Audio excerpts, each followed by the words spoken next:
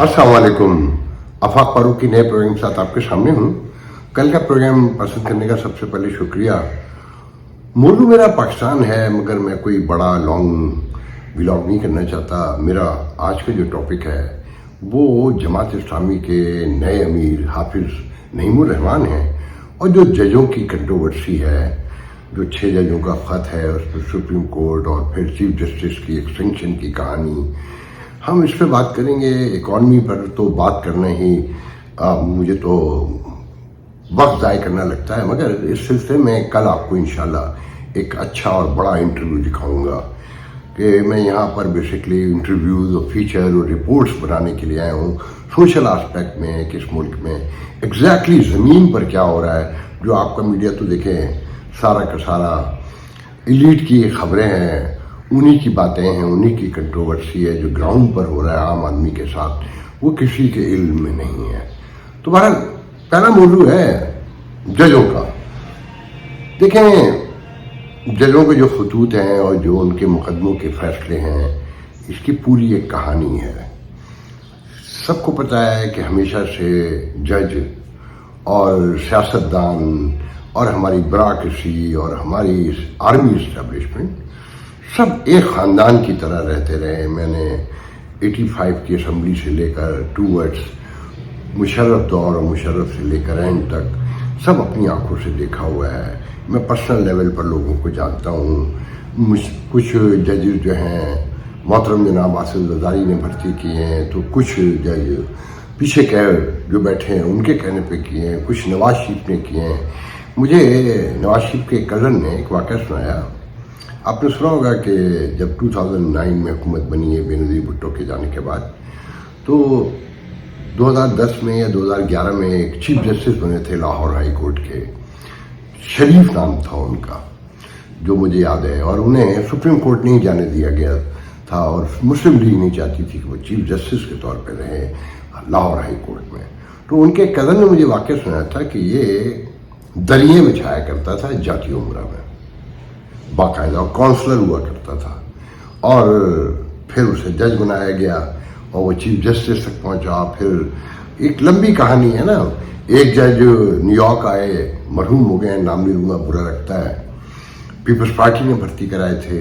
उन्होंने एक मकान पर बाकायदा किराए पे गए थे, 3-4 साल तक कब्जा किए रखा, कोई पैसा नहीं दिया, और लोगों को, और जो लैंडलॉर्ड थे उनको हिरासत करते रहे।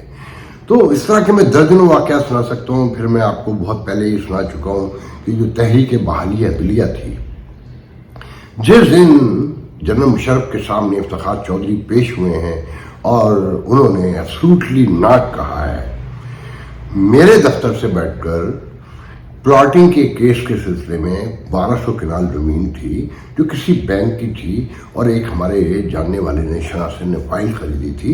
लाहौर हाई कोर्ट से वो मुकदमा जीत चुके थे, सुप्रीम कोर्ट में मुकदमा पहुंचा था।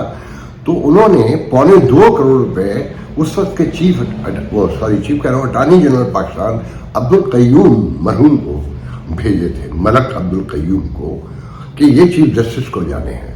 उसके 3 घंटे बाद ये खबर आ गई थी। तो तहरीक बहाली अदलिया की जो आज लोग हिमायत करते हैं या उसका जिक्र करते हैं, दरअसल वो इस यकीन के साथ करते हैं कि आप लोगों को ये वाक़यात भूल चुके हैं और आपके इल्म में कुछ नहीं है। जब अभी 2 दिन पहले कुछ कॉलम छपे हैं कुछ जजों की हिमायत में कि वो सार्तर के बराबर करार दिया गया है, कि जैसे सार्तर एक फ्रांस था पूरा, और फ्रांस सार्तर था और सार्तर फ्रांस था। इसी तरीके से उन जजों को बताया गया कि वो पाकिस्तान से हैं और पाकिस्तान वो हैं, और उनको रहने दिया जाए। उनके भी वो इस मुल्क में इंसाफ के लिए आए हैं, वो करोड़ों रुपए कमा सकते थे, मगर ये नहीं पता कि जज अरबों कमाता है। जो इस सिस्टम में आप समझते हैं कि कोई आदमी जज बन सकता है अगर उसके ताल्लुकात नहीं हैं, उसकी पहुंच नहीं है, वो किसी की हिमायत या मुखालफत नहीं करता है। आप लोगों को याद होगा कि चीफ जस्टिस फाइल ईसा जब चीफ जस्टिस बने थे, तो उसी वक्त ये खबरें आनी शुरू हुई थी कि इनको एक्सटेंशन दी जाएगी, इनसे काम लिया जाएगा। सबसे अहम बात यह है कि अगर चीफ जस्टिस एक्सटेंशन नहीं चाहते हैं और ये सब कहानियाँ हैं, किस्से हैं और ये दिल बहलाने की बातें हो रही हैं, तो चीफ जस्टिस कह देना کہ میں ایکسٹینشن نہیں لوں گا. کہا انہوں نے ابھی تک کہیں؟ یا آپ سمجھتے ہیں کہ وہ کہیں گے؟ نہیں، وہ کبھی بھی نہیں کہیں گے، کیونکہ وہ چاہتے ہیں ایکسٹینشن دی جائے. یہ سب رلے ہوئے لوگ ہیں، سب ملے ہوئے لوگ ہیں. یہ جو آپ کو اخباروں میں پڑھتے ہیں نا، رومانس ہوتا ہے، کیونکہ انہوں نے اپنا نام بڑا کرنا ہوتا ہے. گراؤنڈ ریئلٹی سے کہ سبزی کا کیا حال ہے، لائٹ کا کیا حال ہے، آٹا کتنے کا مل رہا ہے، پولوشن کتنی خوفناک ہے. مطلب گندگی ایسی ہے کہ آپ تصور سے باہر کوئی یقین نہیں کر سکتا. اگر سب معذب دنیا اگر دیکھتی ہوگی تو دل میں ہنستی ہوگی. وہ کیا کہتے ہیں، مجھے وہ لفظ یاد نہیں آ رہا، پہلے بھی ایک دفعہ میں نے اس پر پروگرام کیا تھا کہ عادی ہو گئے کہ کیچڑ دیکھتے ہیں تو اس سے پھلانگ کے چلے جاتے ہیں، اس کی صفائی کا خیال نہیں کرتے. تو یہ ریاست اگر ایمانداری سے دیکھیں تو مینجمنٹ نام کی کوئی چیز نہیں ہے، اور اسے ایڈریس بھی نہیں کیا جاتا. یہاں اکانومی کی باتیں ہو رہی ہیں مگر کوئی یہ نہیں کہتا. یہ کالم آپ نے کتنے پڑھے ہیں کہ جو ادارے سکرات کے عالم میں منجمد ہو گئے ہیں، ساکت ہو گئے ہیں، اور جو کرپشن ہے اس میں آپ سمجھتے ہیں کہ یہاں کوئی اکانومی درست ہو سکتی ہے یا پالیسی افیکٹڈ ہو سکتی ہیں. ابھی آپ نے سنا نا کہ بہار میں پرائم منسٹر نے جا کر کہا کہ کرپشن برداشت نہیں ہوگی، اور ان ایسے افسروں کو جانا ہوگا. سنا ہے 2-4 کو نکالا بھی ہے. تو اندرونی طور پہ احتجاج ہوا.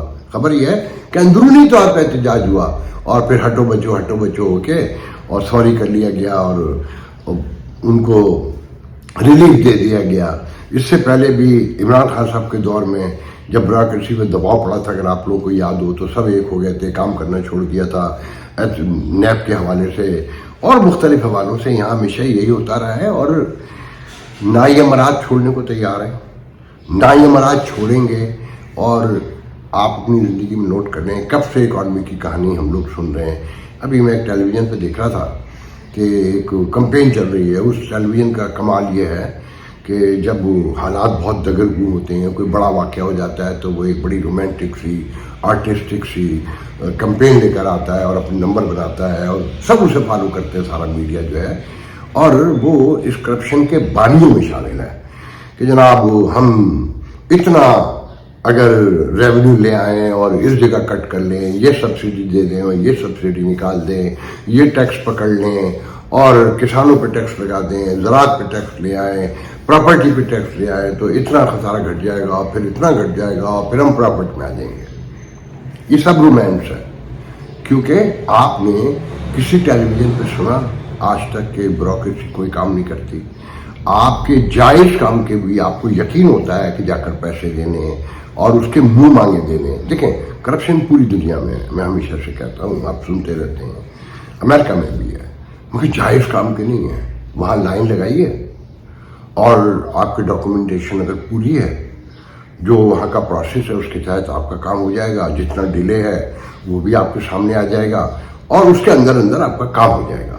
ناجائز کام ہے تو اس کے لیے آپ کو وہ لوگ تلاش کرنے پڑیں گے، وہ بھی ہوگا، مگر اس میں جب پکڑے گئے تو وہ افسر، وہ اہلکار، وہ ایجنٹ، آپ سب گئے، اور بہت لمبی لمبی سزائیں ہوتی ہیں. تو کرپشن تو پوری دنیا کا ایک نیچرل کہنا چاہیے کہ زندگی کا حصہ ہے.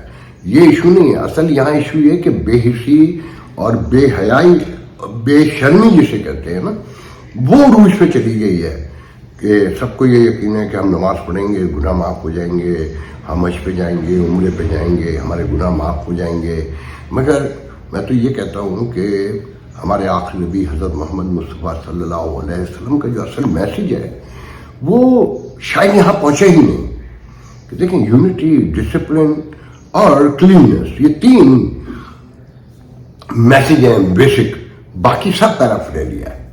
ان میں سے کوئی ایک چیز ہے آپ کے یہاں، کوئی ڈسپلن، کوئی یونٹی اور کوئی کلیننس کہیں نظر آتی ہے، یا کہیں کسی کے کان پہ جوں نینگتی آپ سمجھتے ہیں، تو یقین رکھیں کہ یہاں کوئی تبدیلی مجھے ہوتی نہیں نظر آ رہی. کراچی جیسا شہر انہوں نے کھنڈر بنا دیا، ایک خاص سوچ کے تحت سارا کچھ ایسا ہوا. تو دوسرے موضوع کی طرف آتا ہوں میں. حافظ نعیم الرحمان، نو منتخب امیر جماعت اسلامی. دیکھیں حافظ صاحب ایک بہت ایکٹیو آدمی ہیں، اور وہ پہلے میرے خیال میں امیر ہیں اور پہلے کارکن ہیں जमात इस्लामी में कि जो मजहब की तरफ भी नजर आते हैं और मगर पूरे दुनियादार भी दिखाई देते हैं। एक मॉडर्न लिबरल मजहबी इंसान के तौर पर अगर उन्हें देखा जाए तो वो ज़्यादा मेरे ख्याल में दुरुस्त वर्डिंग होगी। आज उनका एक इंटरव्यू जियो टेलीविजन पे चल रहा था, सलीम साहब का, मैंने कल रात कोई 2-3 बजे के बाद देखा। तो उनमें 2-3 चीज़ें बड़ी इंपॉर्टेंट है। एक तो उनका ये जवाब कि देखिए जमात इस्लामी पॉपुलरिटी यूँ इख्तियार नहीं कर सकी कि 1970 से लेकर मुशर्रफ के दौर तक कभी वो PNA का हिस्सा रही, कभी MMA का हिस्सा रही, कभी अलायंस का, मुस्लिम अलायंस का हिस्सा रही मुख्तलिफ उसमें, तो उसकी अपनी शरारत जो है ना खो गई। तो ये बड़ी उन्होंने गलती बताई, जबकि मैं समझता हूँ कि इस मुल्क में मजहबी जो तबकात हैं वो इन मजहबी जमातों को एक ही प्लेटफॉर्म पे देखना चाहते हैं, मसलक से, फ़िरक़े से और छोटी छोटी जो तफरीक है उससे दूर होकर एक जगह पर जमा होकर ताकि माशरे में सुकून आए, अमन आए, खुशहाली आए, तरक्की आए और तफरक़ेबाज़ी कम से कम हो। तो मैं नहीं समझता कि ये उनका जवाब प्रॉपर था, मगर वो जिस कॉन्फिडेंस से बात करते हैं मेरे ख्याल में वो बड़ी कामयाबी हासिल करेंगे। मगर मैं पहले ये कह दूँ कि जो उनका बेसिक फंडामेंटल जमात इस्लामी का कि तबलीग भी हो और साथ में दावत भी है और फिर सियासत भी है, जो सलीम साफ़ी ने बहुत अच्छा डिस्क्राइब किया है, और जमात को आगे भी लेके जाना है। तो उन्होंने रिलाइज कर लिया है कि तबलीग और मुत्तकी और ये सारी चीज़ें मिला के एक सियासी पार्टी तो नहीं चलती। तो आज उन्होंने ये बड़े वाज़ेह अल्फाज में कहा है कि हम कौन होते हैं ये फैसला करने वाले कि कौन मुत्तकी है, कौन परहेजगार है और कौन नहीं है। ये एक बहस भी है इस मुल्क में कि कॉन्स्टिट्यूशन के 62 और 60 के जो आर्टिकल्स हैं उसके हवाले से यहाँ पर जो फैसले होते रहे, तो वो जमात इस्लामी उसकी बड़ी हिमायत भी करती रही है, उसका हिस्सा भी रही है। ज़िया-उल-हक के दौर में जब आए, क्योंकि ज़िया-उल-हक के साथी रहे, तो उनका ये कहना कि जी इसका फैसला, ये जमात इस्लामी सबकी जमात है, इसमें सब आ सकते हैं और ये एक गलत परसेप्शन है कि जमात में मसूद रोज़ आ सकते हैं। इसका मतलब है कि जमात अब दुनियादारी के साथ आगे बढ़ेगी। अंदर से उनके क्या इरादे हैं ये तो कोई नहीं जानता। कि जैसे इमरान खान के लिए उनके करीबी हल्के मुझे बताया करते थे कि खान साहब कहते हैं वो तुम लोगों का आइडिया नहीं चल रहा, पहले मुझे इक़्तिदार लेने दो, उसके बाद देखेंगे कि हमें आगे कैसे बढ़ना है। तो जमात इस्लामी ने भी ऐन मुमकिन है कि यही फैसला किया हो कि पहले इक़्तिदार ले लें, अपनी पॉपुलरिटी बढ़ाएं, कि हम खिदमत खल्क भी करते हैं, हम लोगों के छोटे पैमाने से लेकर बड़े पैमाने तक मदद भी करते हैं, लोग हमारे ईमानदारी की कस्में भी खाते हैं, और हम एक नज़िम जमात भी हैं, क्योंकि डेमोक्रेसी तो वहाँ पर भी नहीं है जिस तरह से शूरा कर, जैसे ईरान की डेमोक्रेसी है ना, ऐसी पीपल्स पार्टी जमात इस्लामी की डेमोक्रेसी है। तो साथ में उनका ये कहना कि हम किसी मसलक पे बिलीव नहीं करते, हम सबका एहतराम करते हैं, हम किसी को तंग नहीं करते। तो ये बहुत सारे सवालात तो इसमें मौजूद है जो उनसे नहीं किए गए, जो आइंदा आने वाले दिनों में किए जाएंगे। और मैं भी कोशिश करूंगा कि मैं बात करूँ। अच्छा, फिर उन्होंने बहुत तरीके से एक ऐसे सवाल पे जहाँ वजह भी नहीं बनती थी, मगर उन्होंने अमेरिका की मुखालफत की कि देखिए जी, इंडिया का उन्होंने साफ कहा कि जनाब इंडिया से कैसे तिजारत हो सकती है कि उसने तो हमारे डायरेक्ट कब्जा किया हुआ है, और जो हमारे दोस्त थे उनसे हमारी लड़ाई हो चुकी है या लड़ाई हो रही है, या वो हमसे नाराज़ हैं, जिन्होंने कोई हम पर कब्जा भी नहीं किया।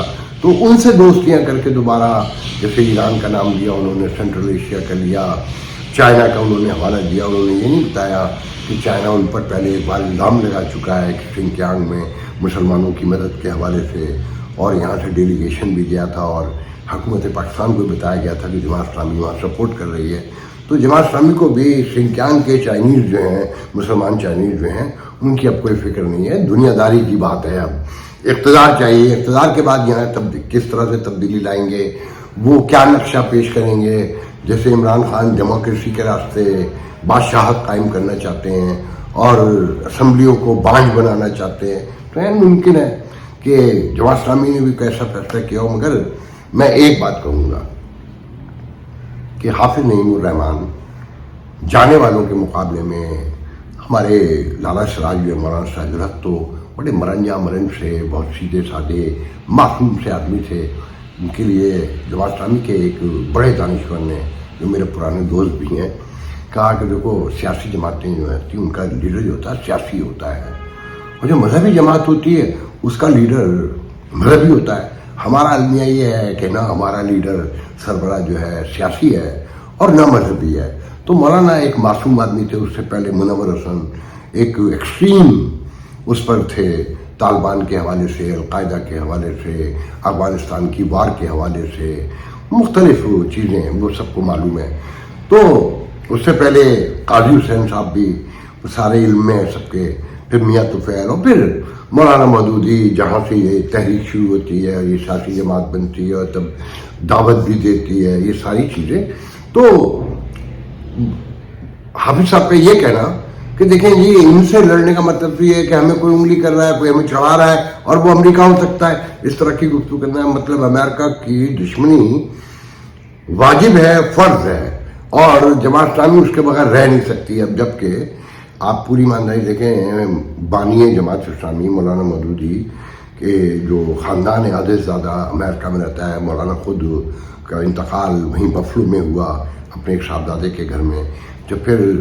जब अफगानिस्तान पे पहली बार चढ़ाई हुई रूस की और अमेरिका मदद को पहुंचा, और पहली बार जब वो इंतहा पसंद जमा किए गए, जिहाद किया के नाम पे फसाद हुआ इस खत्ते में, तो जमात इस्लामी पेश थी।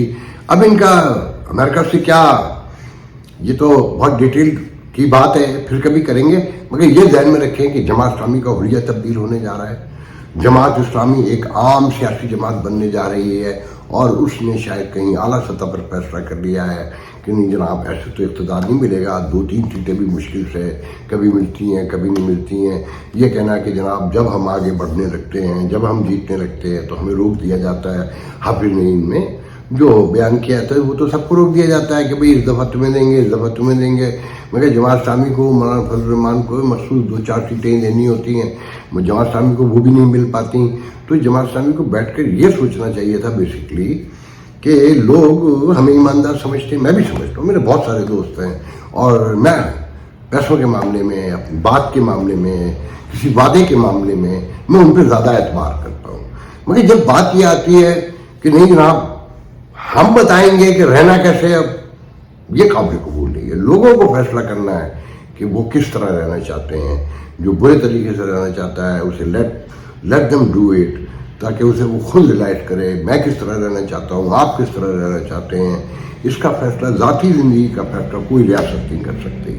तो आज के लिए इतना बहुत है, इंशाल्लाह कल आपके से दूसरे प्रोग्राम में मुलाकात होगी। अल्लाह। 1000 बच्चों को सेहत का साया फराहम कर रहा है।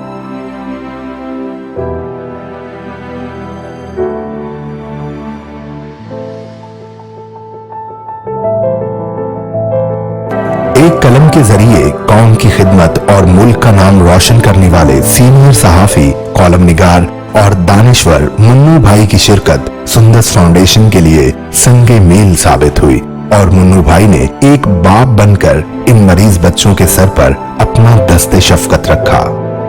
सन 2000 में सुंदस फाउंडेशन को मैंने थैलेसीमिया और हेमोफीलिया और खून की बीमारियों में मुब्तला बच्चों का इलाज करते देखा, तो मैंने बकिया जिंदगी इन मासूम जानों की खिदमत के लिए वक्फ कर दी। हम बिखर कहीं जाए ना। थैलेसीमिया के इन मरीजों में भी घोड़े नायाब हो सकते हैं, आइए और इनकी सरपरस्ती कीजिए, इनकी मदद कीजिए। तो फिर आए और अपनी ज़कात व अतियात सुंदस फाउंडेशन को देकर हमारे मिशन को कामयाब बनाने में शामिल। ये अली है। अली को थैलेसीमिया है। आज उसे अपनी सालगिरह पर ब्लड ट्रांसफ्यूजन के लिए आना पड़ा। सुंदस फाउंडेशन गुज़िश्ता कई सालों से थैलेसीमिया के शिकार हजारों बच्चों की जिंदगी में उम्मीद और खुशियों के रंग बिखेर रहा है। रमजानुल मुबारक में भी आप अपनी खैरात, ज़कात और अतियात सुंदस फाउंडेशन को भिजवाकर इन बच्चों की जिंदगी के टिमटिमाते चिरागों को रोशन रखें। खून की बीमारियों में मुब्तला, जिंदगी के लिए तरसते हुए थैलेसीमिया, हीमोफीलिया और ब्लड कैंसर के मरीज मुन्नू भाई के बाद अब आपकी शफकत चाहते हैं। उन्होंने मुल्क के लिए बहुत कुछ किया, आइए हम भी उनकी सुंदस फाउंडेशन के लिए कुछ करें। मनु भाई के मिशन को आगे बढ़ाएं। तो फिर आए आप भी अपनी ज़कात अतियात सुंदस फाउंडेशन को देकर इस रमजान बचाइए किसी बच्चे की जान। सुंदस फाउंडेशन पाकिस्तान के 10 बड़े शहरों में थैलेसीमिया और हीमोफीलिया में मुब्तला 30 लाख से ज्यादा मरीजों का मुफ्त इलाज कर चुका है। मुन्नू भाई के अज़्म को आगे बढ़ाने के लिए इस रमजान लाखों जिंदगियों से जुड़े इस खून के रिश्ते को जरूरत है आपकी ज़कात और अतियात की। सुंदस फाउंडेशन, जिंदगी से रिश्ता खून का।